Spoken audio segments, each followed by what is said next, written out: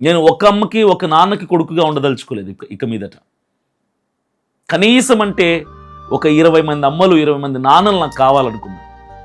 వాళ్ళందరికీ నేను బిడ్డగా ఉండాలనుకున్నా. అంతమంది తల్లిదండ్రుల ప్రేమను నేను సంపాదించుకోవాలనుకున్నా. ఇందులో నా స్వార్థం ఏమీ లేదు. కొడుకుగా ఉండి కొడుకు ప్రేమ ఏంటో చూపించాలనుకున్నా.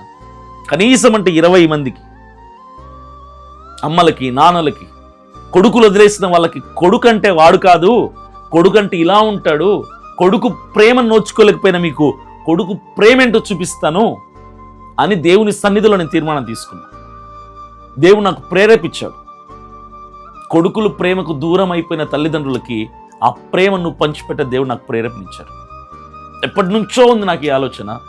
కాబట్టి ఇప్పుడు నేను దాన్ని ఆ కార్యాచరణ చేయబోతున్నా, ప్రారంభించబోతున్నాను. ఆ తల్లిదండ్రులందరికీ నేను కొడుకుని అవ్వాలి అనుకుంటున్నా. నాకు అమ్మలు నాన్నలు కావాలి, స్వచ్ఛందంగా ప్రేమించే వాళ్ళు కావాలి, కల్మషం లేకుండా నన్నుగా నా మంచితనాన్ని గుర్తించి ఒక కొడుకుగా నన్ను స్వీకరించే అమ్మలు నాన్నలు నాకు కావాలి.